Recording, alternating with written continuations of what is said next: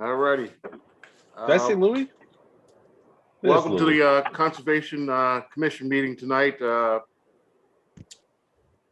it's not. You got the wrong commission? April 2nd. No, I just had to revise one I'm looking at. Didn't have the date on. April 5th. Hey, John. John April just told. 5th, 5:30. Hello, can anyone hear me? There you go, Louis. All right, Louis, we can hear you. Okay. All right, this meeting can be viewed on Fred TV or by viewing channel 18. We'll start with roll call. Andy Liss, Yeah.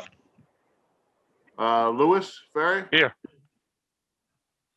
Jim Hornsby, Here. Galter Emerald. Here. Okay.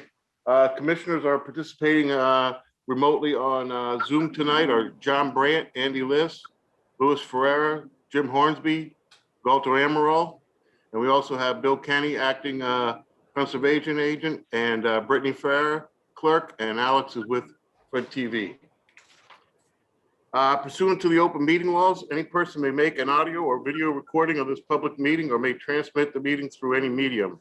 Attendees are therefore advised that such recordings or transmissions are being made, whether perceived or unperceived, by those present and deemed acknowledged and permissible.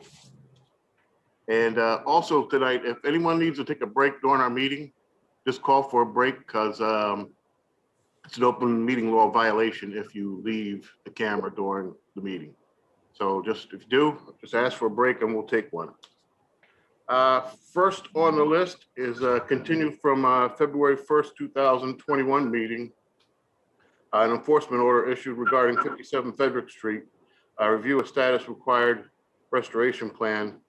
And that was discussed on 120, letter from attorney James Marsh on behalf of Linda Baptista, owner of 57 Fredericks. And let's see who's, is the attorney here or? No, I just want to report on that, Mr. Chairman. We're going to have a meeting with Attorney Marsh at the location next week. And I'm just looking in my calendar to tell you when. Wednesday, the 14th of April. Paul Ferlin and I are going to meet Attorney Marsh out there, and I think Mrs. Batista as well. And that's the only news I have. I see a Linda on the screen. Is that Mrs. Batista? I guess we'll never know. What time? Bill, I'm here too. Who said that?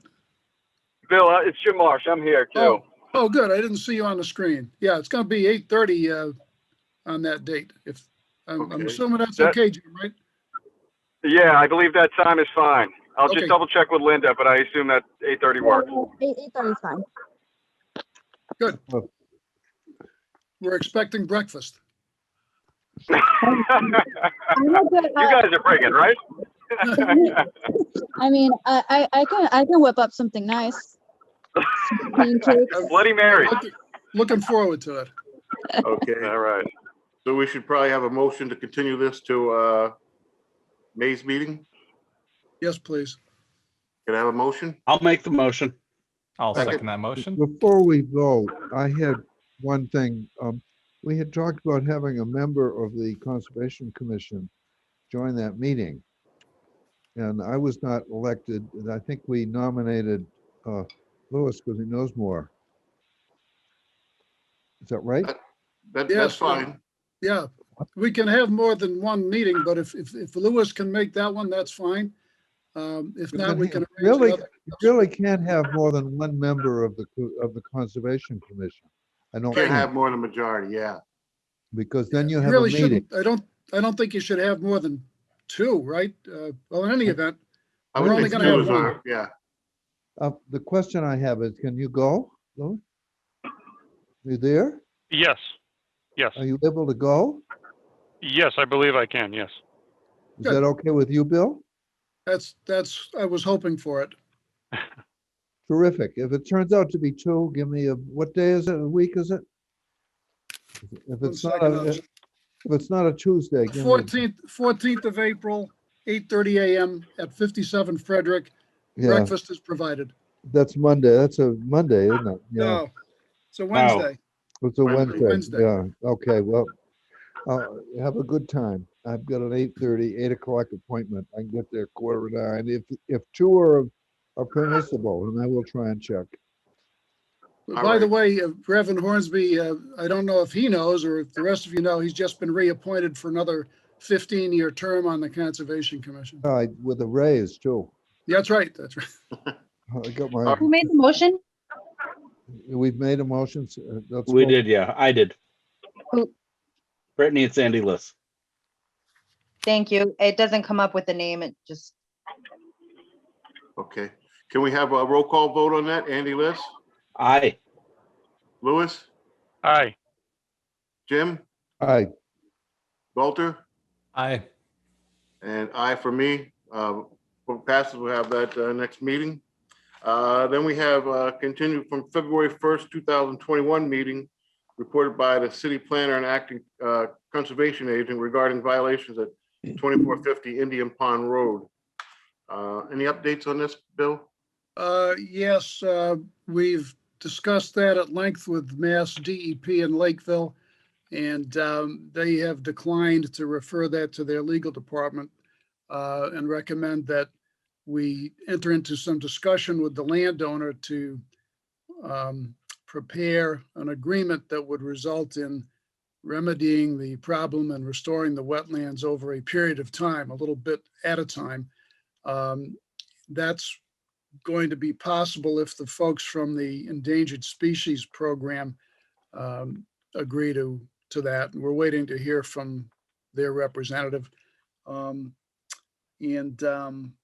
That's pretty much where that's at this point. We're continuing to try and work to some arrangement that'll result in the restoration of this wetland area. It's difficult when you have a landowner that really doesn't have the funds to undertake the work. And when you think about it, it's questionable how far you get with actually filing suit. If you referred it to the law department, you could be collecting a judgment or getting a judgment that's not collectible. And so a lot of issues involved, but we're hoping that just by agreement, we can get the endangered species folks in and try and put some kind of a remedial plan into place. But I'll probably hope to have more information for you at the next monthly meeting. So I ask that you table it until then. Okay.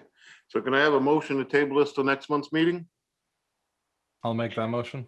second, I'll second it. Okay. Motion made by Galter, second by Andy Liss. Roll call vote, Andy, Aye. Louis, Aye. Jim, aye, Galter, Aye. John, I. Vote passes 5-0.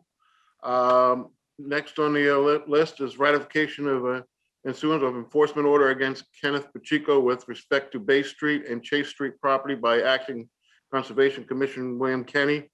Notice intent NOI file number is SC-24-756. Owner applicant is oh no, that's going on another one. So what's Back up a little bit, back up a little. what's new on the Bay Street? I was going ahead.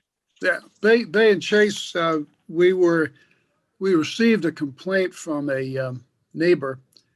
The developer, Kenneth Pacheco, is building several houses in that general vicinity, and we received a complaint from a downstream neighbor that by virtue of work being undertaken by Mr. Pacheco, stormwater was flooding his property. And the city engineer and the city inspector went out and verified that that was the case and contacted the owner of the, contacted Mr. Pacheco or his representative and suggested that they erect some sort of a swale on their property to remedy the situation.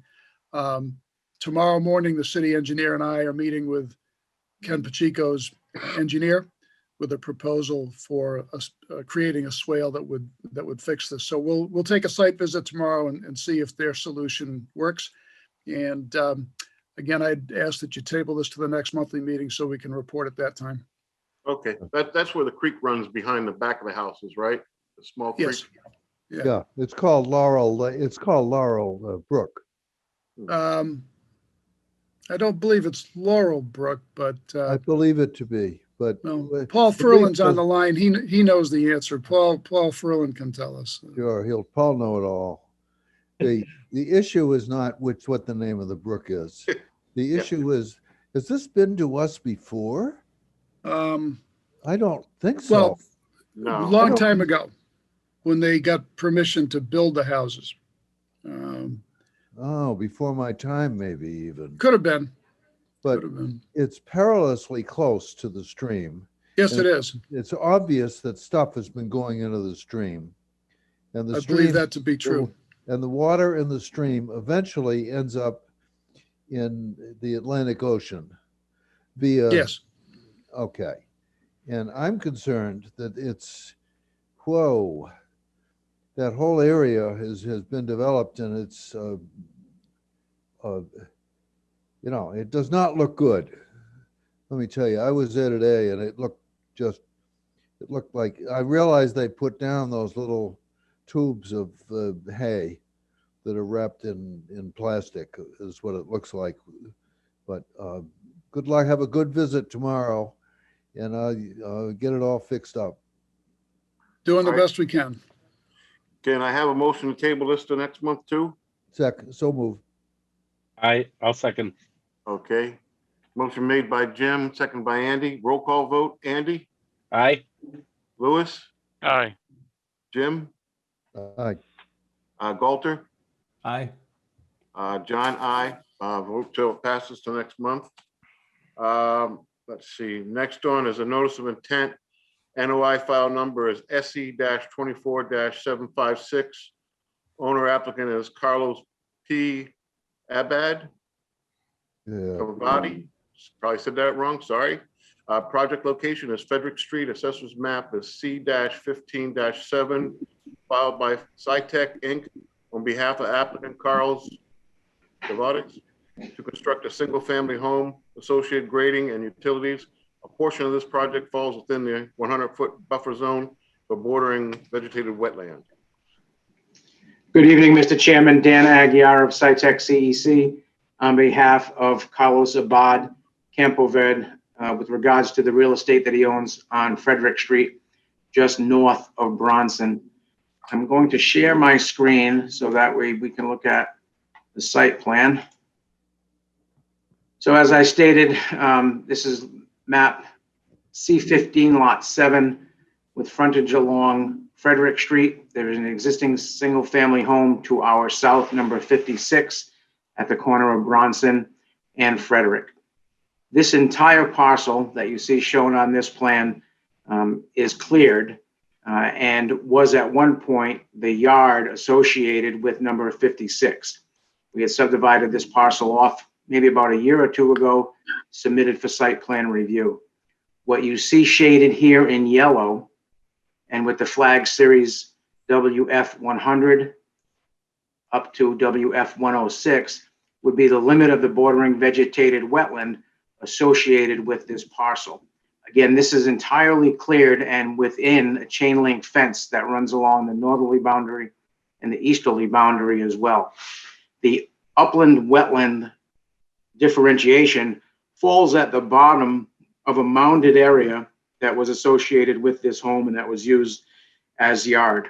So the proposed single family home that you see shown here to the very close frontage of Frederick Street, 22 feet off Frederick Street, with a proposed driveway and roof drain dry well to offset any increase in runoff that would be associated with the new impervious area. And the remaining area would be left as existing lawn as it is now. I do understand that you have instituted a new policy of a 25-foot no activity zone. However, where we felt this lot was entirely lawn already, what we could do is create some kind of permanent barrier along the silt fence line or hay bale limit of work line that would allow this remaining BVW area to reestablish itself and vegetate itself from the existing lawn state that it's currently in now. It's a pretty straightforward application. We will be serviced by municipal sewer and municipal water. And again, stormwater is being collected from the roof area and discharged into this roof runoff infiltration system that also sits within that mounded area. If you have any questions regarding the application, I'd be more than glad to answer them. Andy, any questions? My only concern is that if we make an exception here because the plans have already been drawn up, where does it stop then? Until the people's plans that are already in existence stop? I don't know. Mr. List, what I can offer again, this is a unique situation where this is existing lawn area now that the owner could just keep cutting. So what this will allow us to do is get a wetland line established and not allow any additional work to take place in that area. And it will be revegetated. We can put some signage up or a post and rail fence. And again, as I spoke with the acting agent, Bill Kenny, this is a policy. This is not a regulation. So the plan that was presented and submitted is in strict conformance with the Wetlands Protection Act and DEP's regulations and guidance. And again, this was all prepared prior to this policy being instituted. If it was a vegetated area that, you know, we had room to provide this gentleman purchased this lot prior to, well, just within the last year or so, prior to that policy being instituted. Okay. Louis, any questions?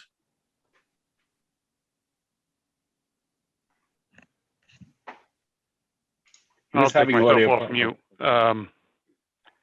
No, I think Andy's question is what's at large, because everything else regarding the stormwater retention and design behind it is great and feasible, but it is just a matter of it's essentially the whole property is within the buffer zone.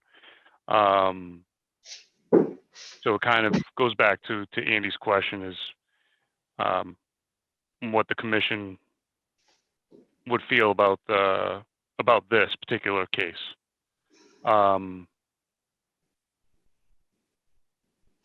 Aside from Andy's question, I don't have anything Okay, further than that. all right. Jim, any questions? Yes, No? yes, I do. Okay. Can you hear me? Yes. Yeah. One question, if you could go back to the map, that would be helpful. Sure, Somehow hold on, let me map pull it is back got- up again.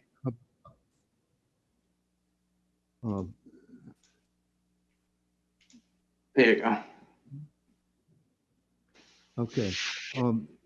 Is north up at the top? What I'm asking is which direction? There's no arrow that points north-south that I can see on there. And I'm Yeah, going on here's the my north arrow computer here, rather than- Beg your pardon? Here's the north arrow here on the plan. This is the whole plan. Here's the north arrow. Yeah. And then I was just zooming in onto the colored portion of it. So north is up, yes.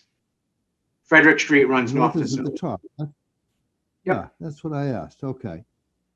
So that if you go straight up on Bronson, I think it's Bronson. I'm having a lot of trouble seeing it.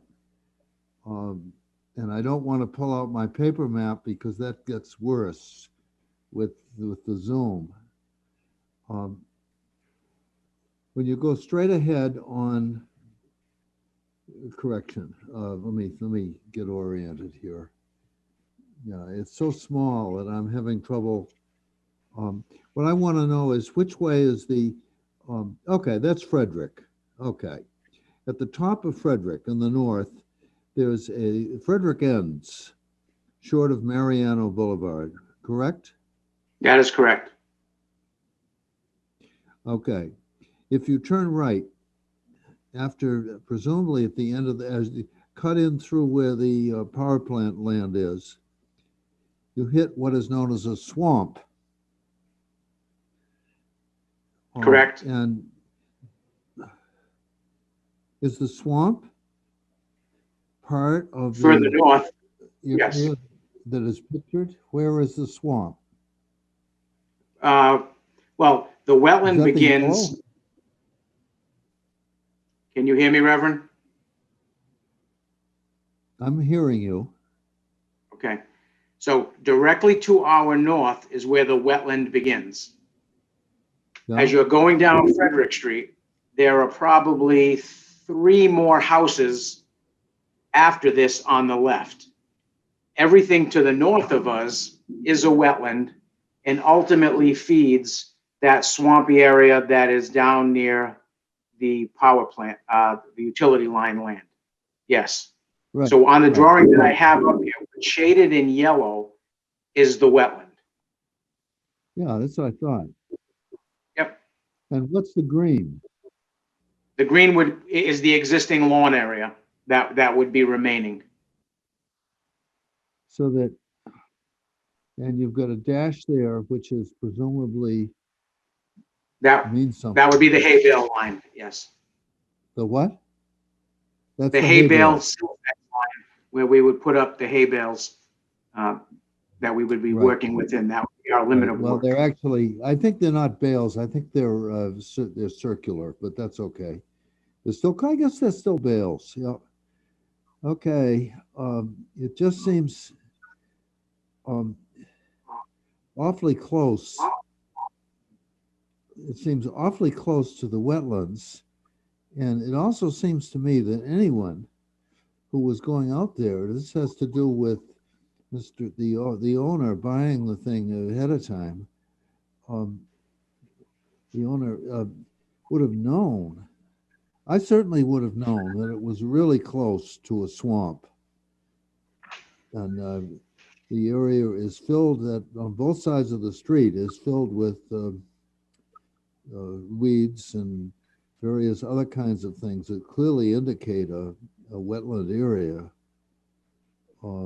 Now, Reverend, if I could, as I stated when we started, this entire lot is grass. It is lawn. The wetlands line that you see shown here is at the bottom of a slope. There is a mound of approximately 3 to 4 feet, which is the upland area that we're building on. So the existing grass area that we have flagged as wetland to the east and a little bit to the north will allow to be reestablished and will grow wetland plants.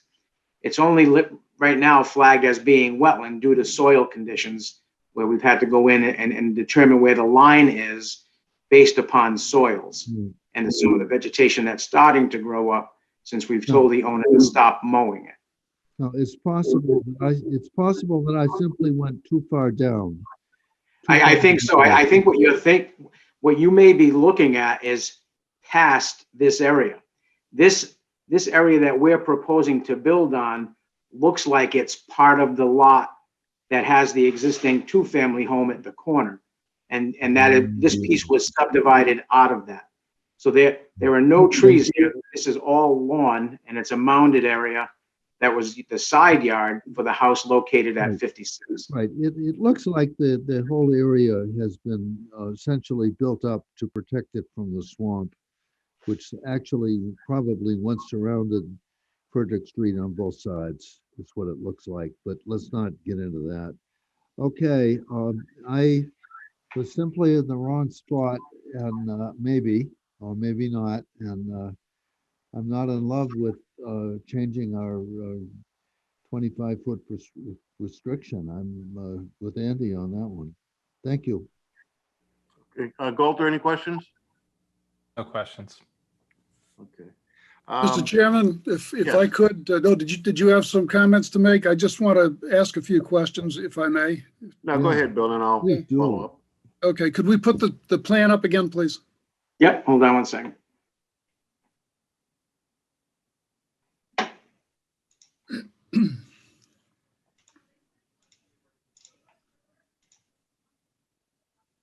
Okay. So, Dan, just a couple of quickies here to make sure I'm reading the plan correctly. If you could move it up a little bit, I want to see a little bit closer to Bronson Street. To Bronson? Yeah, a little closer to Bronson. Yeah. Okay, that's good. That's good. Right in the middle of the screen there. It's a 100-foot wetland buffer zone with an arrow. Where is that arrow taking us? Well, here is the wetland line that we have flagged. All right, let me ask you why you're mentioning that. When were those flags put out? Oh, probably 3 or 4 months ago. Okay, are the flags physically still there? Yes, I surveyed them myself. Okay, And then you'll see 100 feet from this wetlands line. You see this line that I'm dragging along now? yeah, That wraps around the existing two-family? yeah. That's the 100-foot buffer zone. So the entire lot falls within the 100-foot buffer zone. Okay, I get that. The lot we're worried about is within 100 feet, but that little notation with the arrow pointing sort of southwesterly, where is that? Is that just a Yeah, glitch? this line, when it continues down, would be the 100-foot buffer zone. But since it's on the abutting lot, we're looking at this lot where Yeah. the whole thing is in the buffer zone. All right. Just wasn't sure if you intended to have that little arrow in that notation. It was probably on the plan when we did some work on this lot here. Okay. Let me just see for a minute here. So you answered my question about the flags. They've been there a couple of 3 months, right? Yep. And I noticed that the notice that was sent out to the abutters, you gave us a copy of that. It referred to an ANRAD plan, but am I correct in prior discussions with you that there was no previous ANRAD plan? This is the first time. That's correct. Okay, so this is the first time we're seeing a wetland This site. this plan before you would be approving this wetlands line as well. Okay. You've got the wetland flag line, and then you've got a limit of work heavy dash line. What's the Correct. distance between those? What's the distance between 5 those two feet. lines? Does it show that on the plan? No, it does not. Okay, so we would have to determine that by scaling it, right? That's correct. Okay. And then let's see, the distance between the wetlands flags and the limit of work. So you're saying that's 5 feet, right? Correct. Okay. Now look at the northeast corner of the proposed house, okay? Yes, That's got a dimension to the property line of that is correct. 16 and a half feet. Yep. But I think that what we're interested in is the distance between that corner and the wetlands. What's the distance there? Well, if this is 16.5, this is Yeah. 5, that looks 5, so it looks like 10. All right, so we can't tell by looking at the plan what it is. We'd have to get the scale out and do the best we could, right?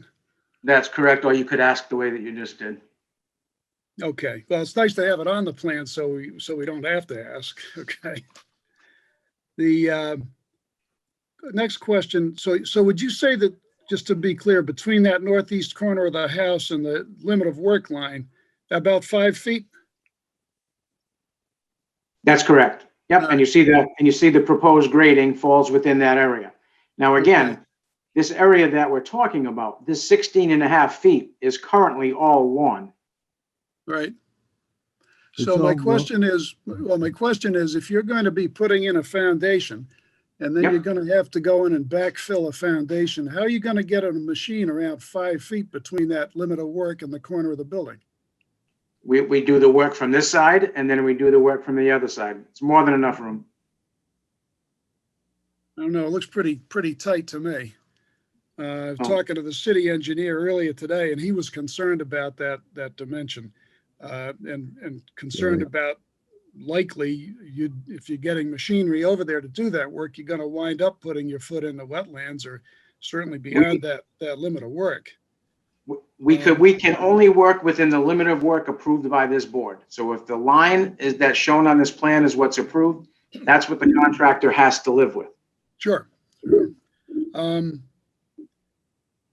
It would seem to me that you could avoid this sort of issue entirely if you twisted that house 90 degrees so that the narrow part of the house was facing the street and the long part of the house was more parallel with the lot lines, the northerly and southerly lot lines. Is that an option that the owner has considered?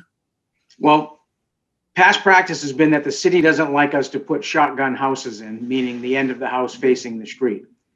And this would be the orientation that the buyer wanted to have his house facing, with the driveway, the garage doors facing the street.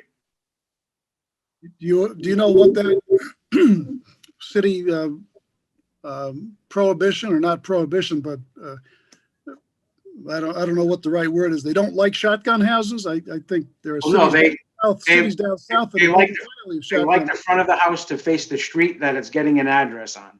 Yeah. I think the house works either way though, doesn't it? And you could avoid the problem of getting so close to the wetland if you put it with the narrow part of the house facing the street. I mean, potentially, if the owner wanted to build the house in that orientation, yes. And the reason that I ask is, first, I really think there's an opportunity where he could comply with the Conservation Commission's desire that we have a 25-foot no-build zone. Twist the house 90 degrees. It's got the same house, just a different frontage on the street. And he avoids the question of how close are you to the possible no-build line? How close are you to stepping into the wetlands when you're trying to build the property? And we keep going back, in my mind, we keep going back to the function of these buffer zones. You've got a house entirely within the buffer zone. And the buffer zone does have significant ecological functions. And if we just let anything happen in the buffer zone, we run the risk of impairing that function. And if the builder can twist his house 90 degrees and avoid bringing some of that into question, it would seem to be the right way to go. I mean, I can offer that I will ask him, but I cannot give you that answer. Again, all of the work shown on this plan is in accordance with the performance standards of the Wetlands Protection Act for work in the buffer zone. However, there are no standard buffer zone. That's what left our individual. There are, and fact is that you need to create a limit of work. You need to provide erosion control barriers to make sure that your construction activity is not impacting the wetland with construction debris or runoff entering the wetland during the construction process. You've got to show that drainage is handled correctly, and that it's the proper treatment of the land area itself. So there are performance standards. They're 100%. I rely on the Massachusetts Conservation Commission handbook, and I can quote you the page if I had it with me, but they specifically say that there are no standards for buffer. Well, and they also clearly do not state or request a 25-foot no activity zone. That's correct. So, but the number of communities in the city that have adopted that as a policy or as an ordinance is really pretty impressive, which is why I recommended it to this board and they adopted it. Well, and that's understandable. So to move this, I would ask, let's table it. I'll ask the owner if he'll rotate the house. If not, then I'll come back in with the proposed location that it is, and the board can act on it one way or the other. Clearly understand. Before we move on, I know Paul Furland is here, and he's pretty aware of the larger situation, which is this neighborhood of Frederick Street and Bronson Street. Now, if Paul's still here, I'd like him to address that. Yes, thank you, Bill. Thank you, Commission. So I just want to give you a broad overview. This is Frederick Street and Bronson Street, which is also in the vicinity of Whitefield Street as well as Linwood Street. This area is a low-lying area of the city, has known flooding throughout this all of these streets. Frederick Street was just repaved. I believe it was about 3 to 4 years ago. There was drainage installed just to the north of the edge of the driveway here, done by the prior city engineer. There was also some catch basins put in the intersection of Frederick and Bronson. As you started off the meeting, there's an order on a neighbor across the street for filling in wetlands.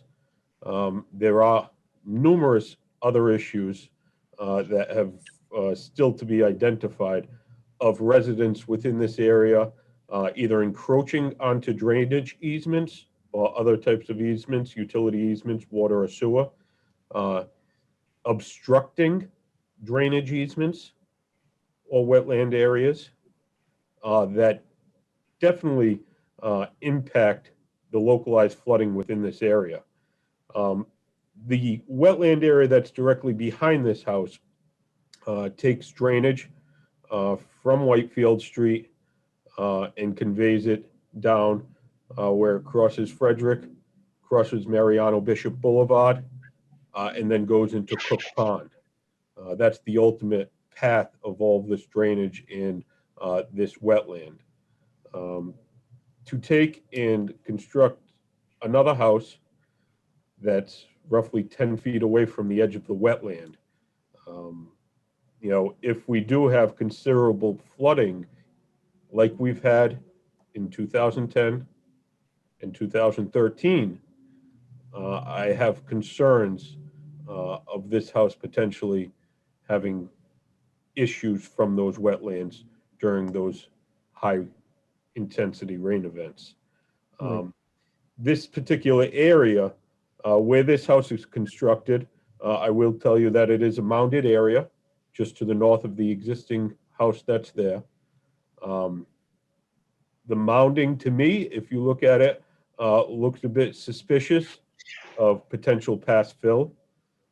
Me and Bill did go back to the 2008 aerials that the city has.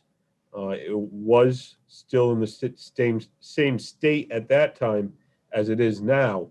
But you look at, just this one mounded area with wetlands behind it and surrounding known low-lying areas. It's just suspicious when you look at it from an overall view.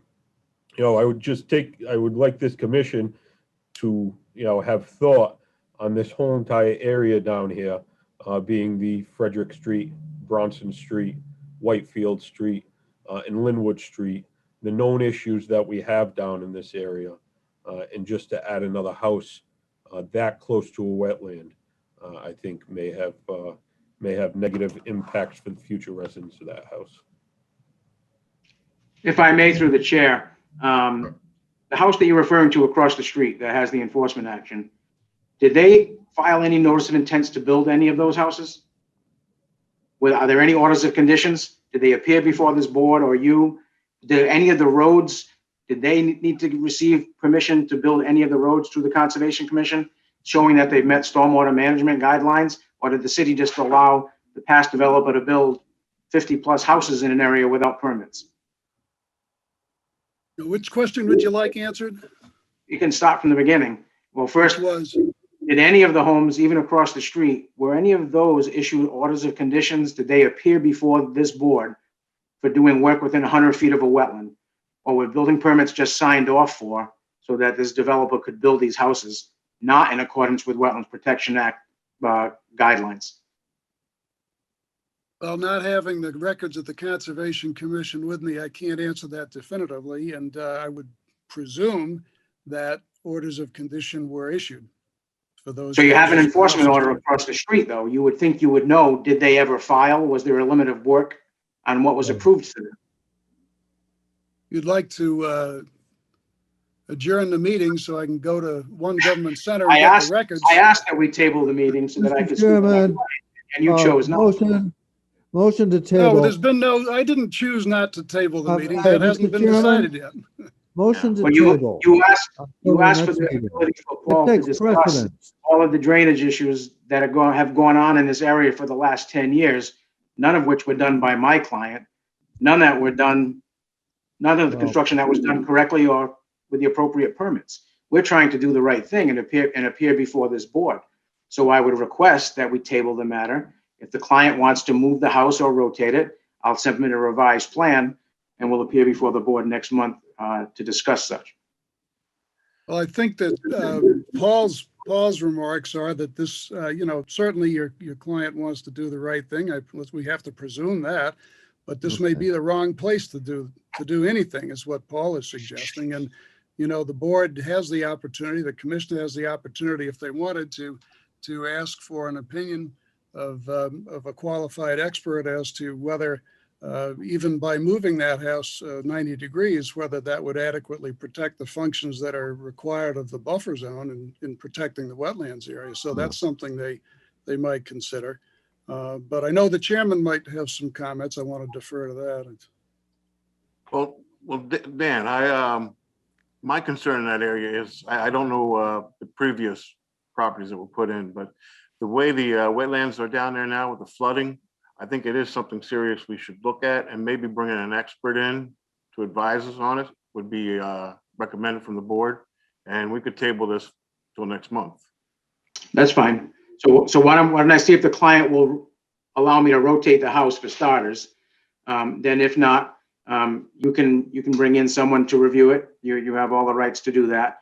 But understand, this is a mounded area, not flat with the adjacent houses, for one. So this would never exhibit the same drainage issues that these houses that have been built too flat on suspect material. This is an entirely different scenario. And then secondly to that, the new policy that the commission has instituted, if you were to deny the application based upon that policy, we would appeal it to DEP, and that 25-foot no activity zone is not a policy of DEP. And DEP would look at it as if, did we meet the performance standards for a single family lot, which I feel that we do. If it gets to that point, all of the construction activity that takes place on that lot is out of the Conservation Commission's hands. They can't even go and look at it. So we're trying to keep this local before you. So I think, let's see if we can rotate it. And if you feel that it needs further review, by all means, take the time and hire a consultant to do so. Just remember that this is a single family house lot. Mr. Chairman, if I may, Yes. if the board were to require an expert to give another opinion, that would be at the owner's expense. That should be understood. Understood. Okay. All right, can I have a motion to table this till next month? I'll make that motion. Second? Second. Anybody? So made by Andy List, second by Golter. Roll call, Andy List, Aye. Louis, Aye. Jim, Aye. Golter, Aye. John, aye. All righty, we'll move that on till next month. Thank you. Thanks, Dan. Next on the list, notice of intent, NOI file number SE-24-758. Owner applicant is St. Vincent Service Inc. Project location Highland Farm 2, Briarwood Lane, Courtney Street. APO assessor's map is U-4-1 and U5-1. Filed by SciTech on behalf of St. Vincent Service Inc. to construct a 10-lot residential subdivision with bordering vegetated wetlands, an area approximately 4.52 acres, construction of Briarwood Lane and reconstruction of Courtney Street along with 2 designation basins to be constructed with storm drainage and utility improvements on site. Good evening, Mr. Chair. Again, for the record, Dan Aguirre of SciTech CEC. The next 2 petitions are actually the same overall project. However, due to the fact that potentially 2 separate developers will be buying half of it and half of it, we broke them up into separate notices of intent, just for the sake of when they're dealing with their releases and covenants, things could be held separately. But the project is basically a whole, but you would be issuing a permit for one side and then for the other. So sharing the screen again. So this is the overall subdivision, which would be the extension of the old Highland Farm subdivision, which was just completed and would run through to Courtney.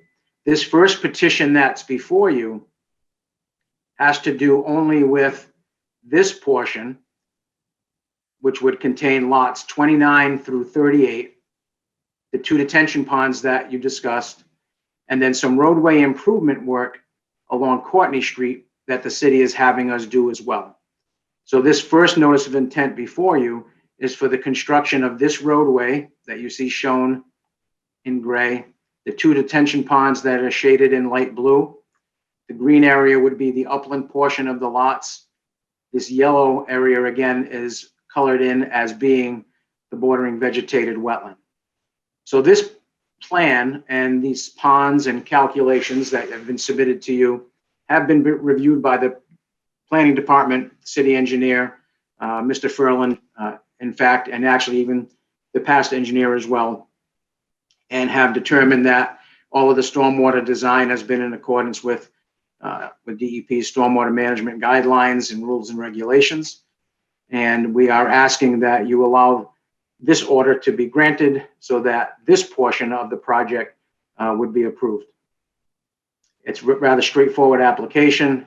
Again, on this plan you see is the dark black line would be the 100-foot buffer zone.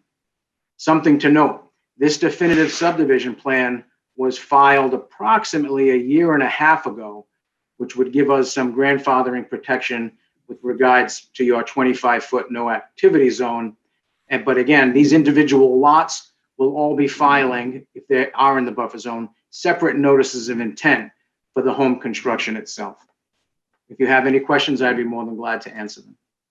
Mr. Chairman, could I just make one comment first as to grandfathering? Typically, to be entitled to some sort of grandfather protection under many different areas of the law, it typically has to come through a statute of some kind, and I'm not aware of any grandfather statute that's been enacted in this regard, but I don't think that's going to be an issue. I have no problem with this plan. I think it's got to be understood that as each individual lot is built out, that they will have their own notice of intent where applicable. I don't think anybody, I don't think the proponents disagree with that. But I would recommend that this be approved with that condition that it's understood that each individual lot would have its own notice of intent. And also, the city engineer looked at the plan, and I gather from talking with him that there are some, I guess the base of this plan is the same that was used for the Form C subdivision approval, which was approved a couple months back. And just want to require that before the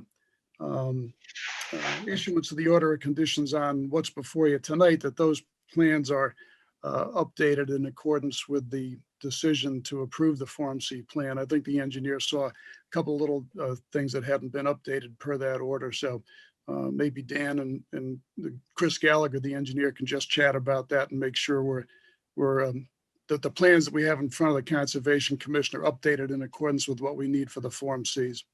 But that would be it. If I may, you are correct, Mr. Kenny. These plans were submitted prior to getting the final decision from the planning board. They had a bunch of I's to dot and T's to cross.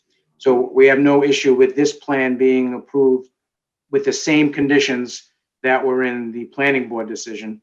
Both boards will be getting updated plans. We didn't want to revise these plans, send them to planning, and then have you now, through conservation, ask for something different. So tonight, if we adopt all of the same conditions that the planning board decided upon, then we'll be able to update them and get them to both boards for final approval. That makes sense to me. So I would again just recommend approval of this and the issuance of an order of conditions with the understanding that the individual lots get their own NOIs where applicable going forward. Okay. That's Andy, do you have any questions, Andy? No, I'm good on that. Thank you. Louis? No questions. Galter? No questions. Jim? Yeah. I was over there today. I'm not objecting to the project. One of the things that we had hoped, and in fact, I believe it was a condition of the remainder, was that there would be a sign saying this was basically a preserved area, an area of conservation at the rear of the lots which bordered the wetlands, right? Am I right on that? Well, Dan, if I can speak on that. I was out there yesterday, and most of the lots do have the green signs up. There are a few that are still missing. So You mean on phase one, you mean? Yeah. Okay. I guess quite a few of them, but some I didn't see in the lots. Yeah, I've spoken to the property owner. We actually met last week, and he will be going in and cleaning up whatever items need to be addressed for both planning and conservation. Okay.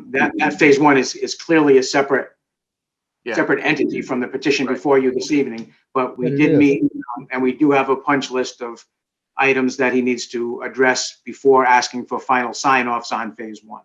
Well, Well, I was glad to see them up, so that's good. Yep. So, good. Some of the owners have actually taken some down. oh, And similar, we'll have a similar thing on the new development. Yeah, we'll so get as into we, the lots. Yeah, as we permit the individual lots, we would expect that it would be the same conditions for whatever signage in the backyards and things of that nature. But we're not, you're not actually permitting the construction of any homes tonight. This is just the roadway and the drainage systems. Well, it's all one project. And that's why I'm concerned. Fine, I've got your word on it. That's just dandy. And that's why I go out, that's why I look, and that's why I happen to, I guess, to see the house that didn't have a sign. Terrific. Okay, it's fixed. All righty. So can I have a motion on this to approve the driveway and drainage with hay bales and all the other conditions?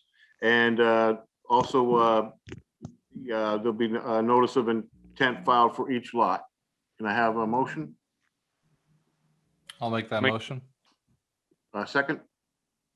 I'll second it. Okay, so Galter made it, Lewis.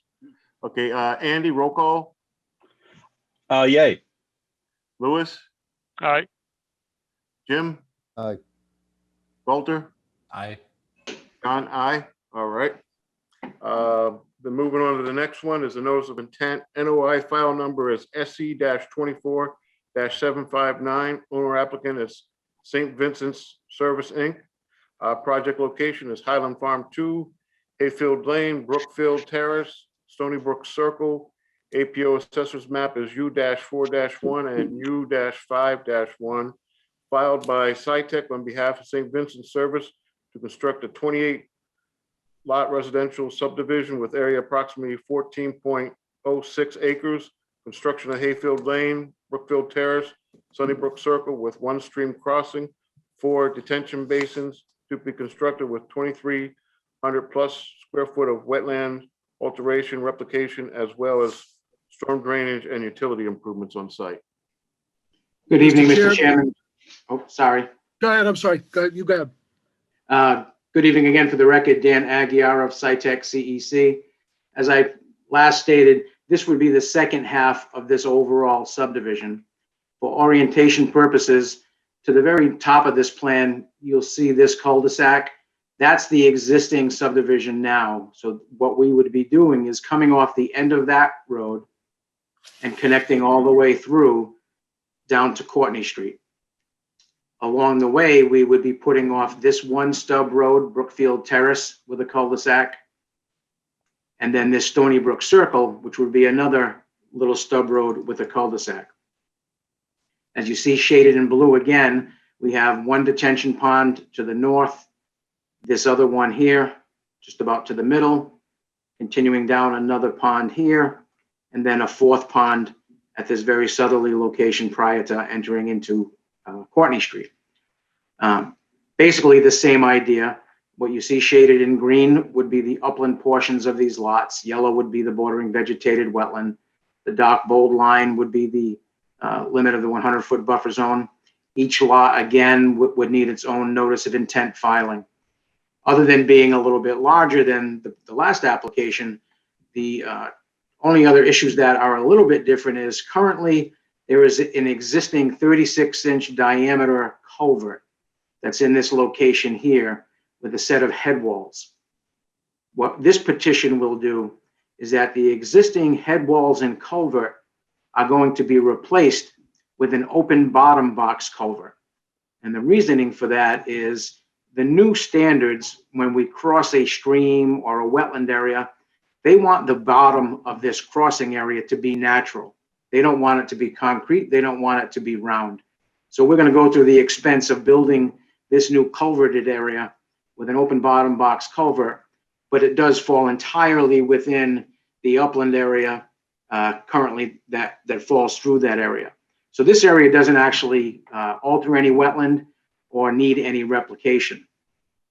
As we continue further south, and again, north is up, this yellow area that you see shaded here is a bordering vegetated wetland that will be needing to cross. We are proposing, again, an open bottom box culvert in this location that allows stormwater to continue flowing through. And with this area, it does require an alteration of wetland. When we alter a wetland, we need to replicate that amount somewhere close by in association with the same bordering vegetated wetland system.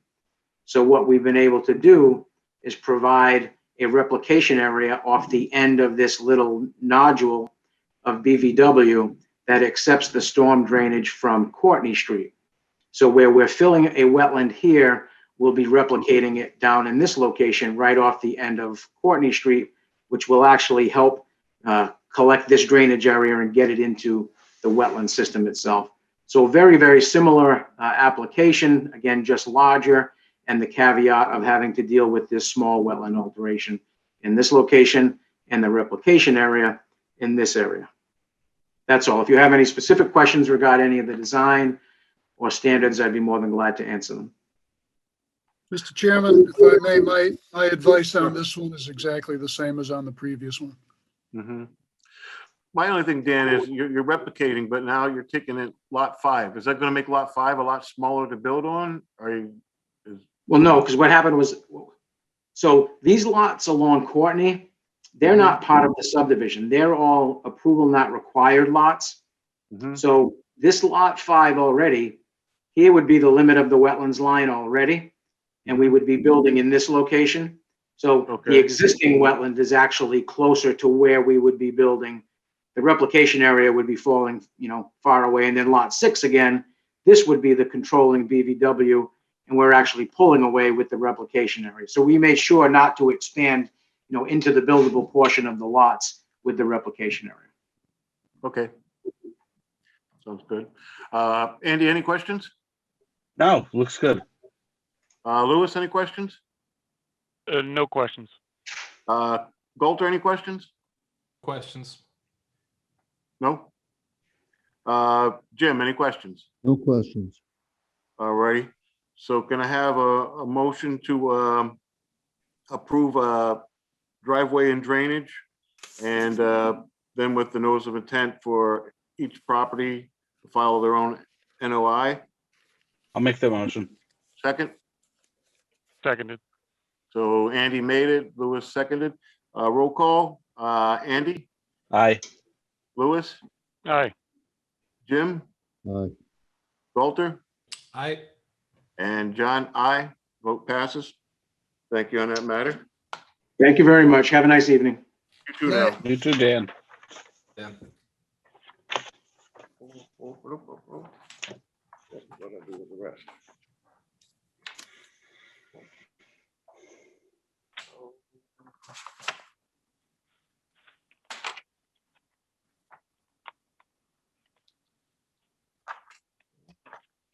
Sure.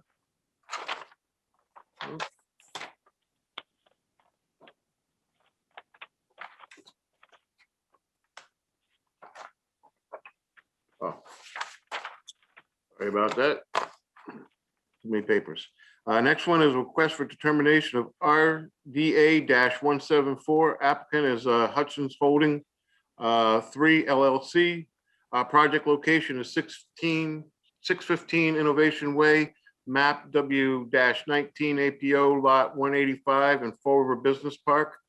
Submitted by Field Engineering Company, Inc. on behalf of Hutchins Holding 3 LLC. Existing site is currently wooded and contains bordering vegetated wetlands along easterly side of the site as shown on plans. Site is also partially covered by conservation restrictions associated with buffer zones to Freetown State Forest. Applicant is proposing to construct approximately 160,000 square foot cold storage building with associated office space consisting of construction of building, proposed parking and loading area, associated stormwater management facility and utilities. There is no building area proposed within the 100-foot bordering vegetated wetland system. However, there is a small portion of emergency access drive and some grading work required within the outer buffer zone. All work is greater than 60 feet from the bordering vegetated wetlands and fully encircled with proper erosion controls consisting of straw wattles and silt fence. So. Good evening, Rich Riccio from Field Engineering on behalf of the applicants, Hutchins Holdings LLC. These are the guys that own Raw Seafoods and the Ice Cube storage building also located in the Fall River Business Park. I'm just gonna, What foods, sir? I couldn't hear the word. What was that? You said Glocky Foods? Raw Seafoods? They're a business in the industrial park. Right, I just couldn't hear the word. Oh, sorry. Would you say the word again? Raw Seafoods. Raw. Thank you. Yes. Thank you. Yep. R-A-W. No. Thank you. Yep, not a problem. I'm going to share my screen. Here is the layout plan from the plan set that we've submitted as part of the RDA, as well as we are currently within departmental site plan review with the planning department and the department heads. Innovation Way is located on the westerly side of the site. This is the extension of Riggenback Road, which comes out to Route 24. Construction of this was done as part of the state project for the interchange improvements at Route 24 back in a number of years now.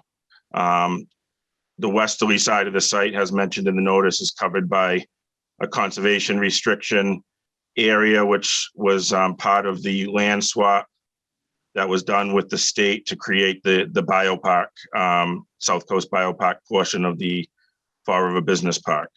This is one of the lots along Innovation Way, directly across the street from the landfill, and there's a existing solar farm as well along Innovation Way, just to situate where this lot sits. The only work associated with the project within conservation jurisdiction is a small portion of grading work and the emergency access drive that goes around the building, located at the northeast corner of the proposed building. As we mentioned in the notice, all work is over 60 feet from the wetland at its closest point. I believe it's 65 feet from this wetland flag 25, which is located on the parcel to the north. If I scroll just to the grading sheet here, actually, I'm going to switch to a different plan. Apologize for. This is our erosion control plan. The areas hatched in orange are the areas within the 100-foot buffer zone. It's approximately 6,000 square feet of work within the buffer zone on the parcel. As I mentioned in the note, in the request, the entire limit of work will be established by a staked straw wattle and silt fence line, as shown in green or brown around the property here. Oops, sorry about that. Rich, may I interrupt you for a second? Yeah, not a problem. May you zoom in on that hatched in area? Yes, definitely. Thank you.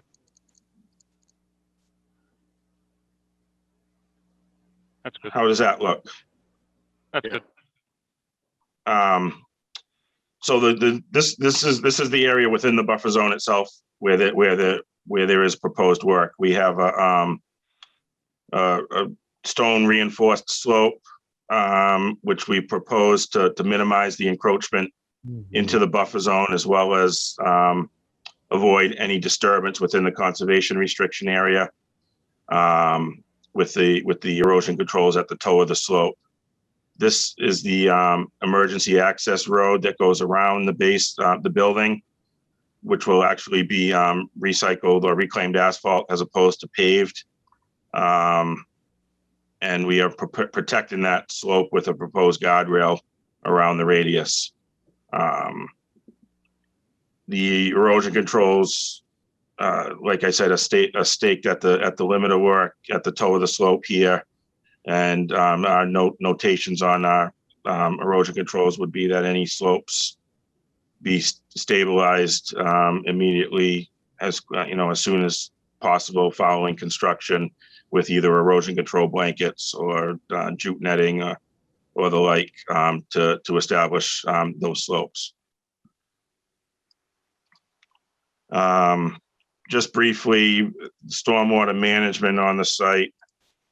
will all flow to a large detention area, as shown here, either through a closed piping system or a grassed water quality swale, with check dams shown along the southern portion of the loading area, with multiple cells of the detention basin, which will attenuate the rates of runoff towards the wetland up through the 100-year storm event. We do show additional erosion control measures within the stormwater management basin, as well as protection of all the existing stormwater features within Innovation Way. So that basically summarizes the project before the commission. As I said, it's about 6,000 square feet of work within the outer buffer zone here. And we would be requesting a negative determination that this work would not, in fact, alter or impact a wetland resource area. Impact, what kind of area? I'm just asking you to say it because I couldn't hear you. It's a wooded area. It's about 6,000 square feet. Okay, I'm sorry, I missed it. Would you say some kind of resource area? There was a word I missed. We're not impacting the wetland resource area, which has been flagged on the site. Thank you. Wetland was Yes, the word. it's a bordering vegetated wetland, which is located within the conservation restriction. Right, I'm aware of that. I just, Okay. This was a question of hearing, not a question of policy. I apologize. Yeah. No, I have no apology needed. I'm hard of hearing. So the runoff going into the catch basins, is that going to be treated anyway? It's treated. Each catch basin is a deep sump hooded catch basin, and then we also have a multi-stage detention area, which would give us I think the TSS counts at just under 90% TSS removal at the point of discharge, either through the forebays to an infiltration area here, and then we also get the treatment of the runoff on the south side through a grassed swale with check dams that will provide equivalent treatment to the deep sump catch basins. Okay, all righty. Andy, any questions? Yeah, I got one question. And I'm taking a look at the small portion of the emergency access drive is going to be in the buffer zone. Is that correct? Yes, there's a small portion up. If I'll zoom back in to the top, if you're looking at the plan, this little piece of the gravel access road here extends into the buffer zone slightly, as well as this little section here, probably 100, 200 square feet. Okay, so, and just bear with me. So this access road in winter would be plowed just any snowstorm, like any other driveway or anything, or any road passageway? Correct. Correct. Okay, This would be kept clear. Okay, but that my concern is then that if you're using, like, say, what salts or whatever it may be, is this going to be protected from getting into the wetland since it's already in that area? The O&M, the stormwater operation and maintenance plan does not allow the use of salts or sand on the roadway. And Okay. we could also make sure that this, and I believe it's depicted in there as well, that there'd be no plowing of snow directly towards the wetland or directly into the stormwater management systems. There's enough area on the site where they could stockpile any snow from these driveways, where it would flow through the stormwater management system first, as opposed to direct discharge towards the wetland.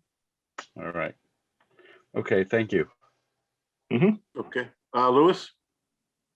What is the duration of the proposed work? Or how many months, how long? This would probably be about an 8 to 12 month project from start to finish. And so 8 to 12 months for the entirety of the project, or just specific to the to the impacted area of the, where we're going into. Oh, the- no, that would be for the entirety of the project. I mean, we would anticipate getting this ring road done at the beginning of the project and getting this area stabilized as soon as possible. So within the first, probably 2 to 3 months. Okay. Okay. Galter, any questions? Questions? Okay. Jim, any questions? Can't hear you, Jim. I'm gonna get rid of this. I'll be glad when we meet in person. Can you hear me now? Yes. Okay. The area next to the bioreserve, the tan area that's marked. Am I correct? That's the tan area? Yes? Yes, the area next to the bioreserve is, that's the area that's colored on this plan on the screen now. Yeah, the colored tan. That's what we're talking about, isn't it? Yeah, that's the encroachment into the buffer zone to the wetland. Right. There's no, Okay, now this area was the subject of significant discussion at the time of the creation of the bioreserve. And there was, correct. and there were certain memoranda, there was a memorandum of understanding, there were other agreements that were made, and I want to be sure that those agreements are noted and looked at when we make the determination that you're asking about. Mm-hmm. That's to me is important, because this is, and I do not want to give away even a small chunk. I think you said it was 50 feet by how many feet? The closest point to the wetland is 64 feet from the wetland. Yeah, that certainly is, that is not in the spirit. That is not in the spirit of the establishment of the bioreserve. When you talk in a public place about 100-foot buffer zone, you think that it means 100 feet between here and the buffer zone. Well, it doesn't, apparently. And that discussion did take place, and it was important. And I hope that that will be considered. And I wish there were a way that you could move back a little. And a comment. Well, all I could say is we did respect the buffer zone that was created for the bioreserve. We did not encroach into that. There's a 6.5 acres on this parcel that the applicant has obtained, which he can't use, which is part of the buffer, which is the buffer zone to the bioreserve, which sits on his property. Wait a minute. Is the tan area in the buffer zone to the bioreserve? No, the tan area is the buffer zone to the wetland, Oh, to the flagged bordering vegetated wetland. thank you. That certainly was not clear to me. Again, the second set of questions, they've answered the question. The other question I have is, okay, you've got all this water eventually going into the wetlands, right? I mean, Correct. what happens then? Where does it go? What happens to it? It would be absorbed into the wetland system as it is now. We actually have a reduction in the amount of water getting to the wetlands following construction, based on the construction of the stormwater management system, which is what we're required by law to provide. Right. So that you think it just sort of gets absorbed and the water sinks. Is that correct? It sinks and evaporates, is that right? As it does now. I would definitely, if there was no attenuation of the water going towards the wetland following construction of this project, that would be a concern. But we are actually reducing the rate and the volume of water getting into this wetland system such that there would be no impacts flood-wise or anything downstream from this site. That's what I'm asking. Okay. Mhm. If the rest of the committee and Mr. Kenny think that makes sense, then I'm fine. All right. Bill, do you have any comments on this one? No, I don't. I think they've made appropriate accommodations here. I think it's a good plan. Okay, yeah. All righty. So can I have a motion for a negative termination with proper erosion control consisting of straws, silk fencing during construction? Motion? Make that motion. I'll second it. All right, question. Mhm. What does this mean? And I realize I should know, but I think it means that we don't have any more say in that we've basically approved the plan without any saying that the Conservation Commission is no longer involved in it. Is that correct? No. No, we're still involved in it. We're just laying out that they have to have erosion control during construction and maintain it. Oh. Then what's the negative what are we determining negatively? I guess I just don't understand. I tried to find out and couldn't.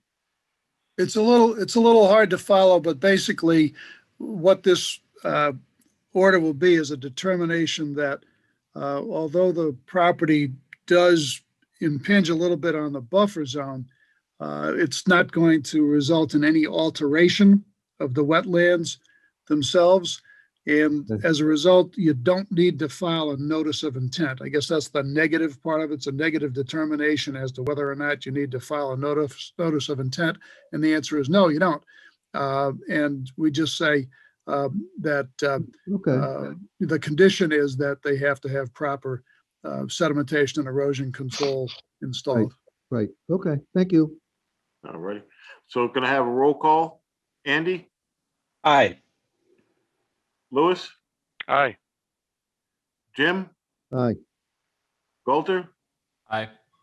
John? Aye. Vote passes. Thank you. John, who made the motion, please? Motion was Louis. made by Louis. Second by Andy. Thank you. Mr. Chair, could I just ask Mr. Kenny one question while I'm here with him? Sure. Sure. I'm just curious how the site plan review process was going on this site we submitted. There are, I know it's been a couple weeks now. I'm sorry, I don't know the current status of it, but I'll check Okay. tomorrow and I can give you a call if. Yeah, let me just send me an email. Yeah, I'll send you an email and just. got my let you email. know. Yep. Okay, Yep. not a problem. Thank you. Yep. Have a good night, everyone. You too. Good night. Thank you. You too. Thank you. Okay, can I have a motion for approval of the minutes on March 1st, 2021? Wasn't there something else? I'll make the motion. Wasn't there something else on the agenda? Wasn't there I don't something think about Chase Street and Globe? Did we do Am I that? missing it? That was the first item, I believe. Yeah. Oh, that's right. Okay, we did it. Okay, sorry, it's been Okay. a long day. All righty. So a motion to approve the minutes? Aye. Aye. I'll make that motion. Second, Okay, second, Andy. second. Jim seconded it. Oh, okay. Roll call vote, Andy, Aye. Lewis, Aye. Jim, aye. Galter, Aye. John, aye. Brittany, any public input? None were received. Okay. Can I have a motion to adjourn? I will make that motion to adjourn. I'll second that motion. Okay, roll call vote, Andy, Aye. Lewis, Aye. Jim, Aye. Galter, Aye. John, aye. Okay, meeting adjourned. Thanks, guys. Thank you, everybody.